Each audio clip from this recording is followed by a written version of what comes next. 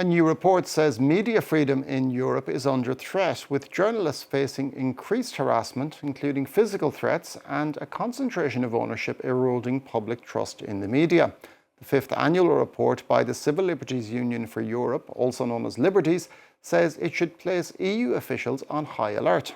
It also found a record 377 serious online attacks, including death threats, targeting journalists in 2025.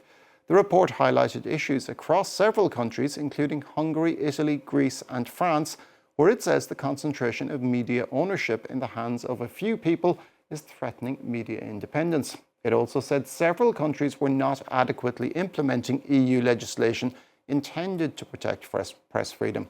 And for more on this story, I can welcome Eva Simon, who is the head of the Tech and Rights Programme at Liberties.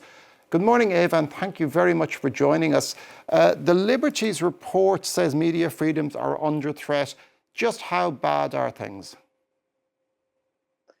We issued this report, as you have said, the fifth time. And what we see, there is a constant decline in media freedom across Europe. There are different member states and they are at different levels. But in general, what we can say is that the EU media's landscape is more concentrated, less transparent, and less trusted compared to previous years. Now, what countries did you observe as particular problem areas? So we conducted this research in 22 EU member states, and there are the usual suspects that stand out recently. So we can say that there are countries which are terribly and utterly problematic in terms of media freedom. But what we can say is that where rule of law declines, media freedom declines. So we have seen, and we defined Hungary, for example. That was one of our main concern. With the new elections, we will see whether there are high promises that there will be changes both in rule of law and in media freedom. Slovakia is very concerning at the moment, as the Fico government is following the playbook of Orban's capturing media freedom. And there are countries, of course, which follow higher standards, such as Germany, for example, or Ireland, where also the rule of law is a much higher level and checks and balances work properly.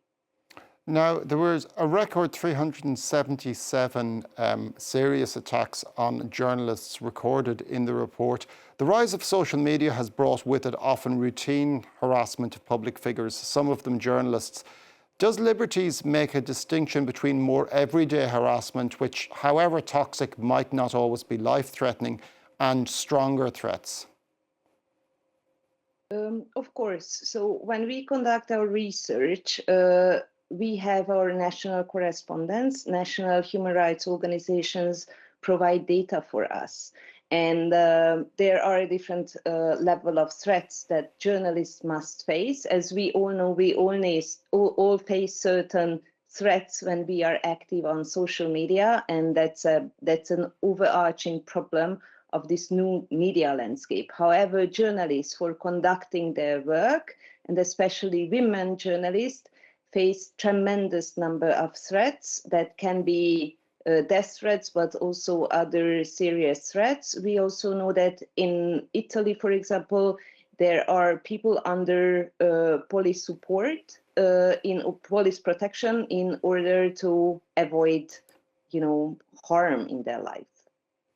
Now, in what way is the issue of media ownership a factor in restricting press freedom? So media ownership concentration is one of our top concern at the moment within the EU. We see it in France, but also in many other member states, such as in Hungary as well, that media ownership is very much concentrated, and a few billionaires very often have ownership over a handful of media outlets, or even a bigger chunk of the whole media system. The problem here is that the question is, and that's closely related to trust in media.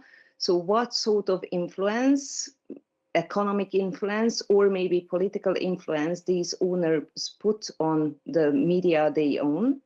And what is the resilience the media have in this situation? The media ownership concentration or the concentration in itself is not only a market issue. So it's not something similar to other markets, because media has a close connection to democratic institutions, because people get information from the media, they form their opinion based on the media or partly based on the media, and that will end up also how they cast their votes. So there is a link between media ownership and democracy. And this is why it's very much concerning if people don't get the diverse source of information in certain member states. Now, the report paints a rather bleak picture of the media landscape in Europe, but were there any positive signs that the Liberties report noted?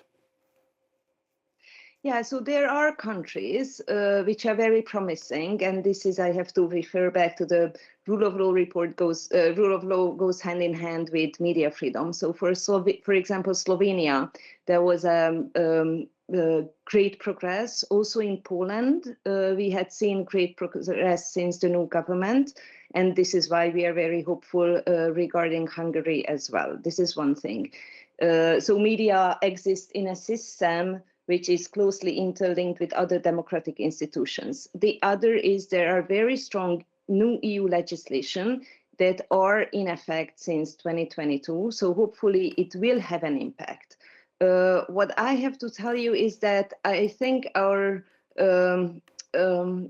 biggest concern is that we assume that the new media legislation, including the Media Freedom Act and also the regulation on the Digital Services Act, also the anti-strategic lawsuit of public participation.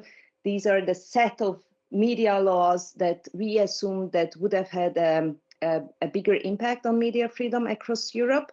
It seems that we have to wait. Many countries are late in implementing these very important pieces of legislation, including France. They just submitted their draft legislation end of 2022. So it seems that the media legislation that EU has put in force might have an impact in the long term and not in the short term. Thank you very much for that, Eva Simon, the head of the Tech and Rights Programme at Liberties.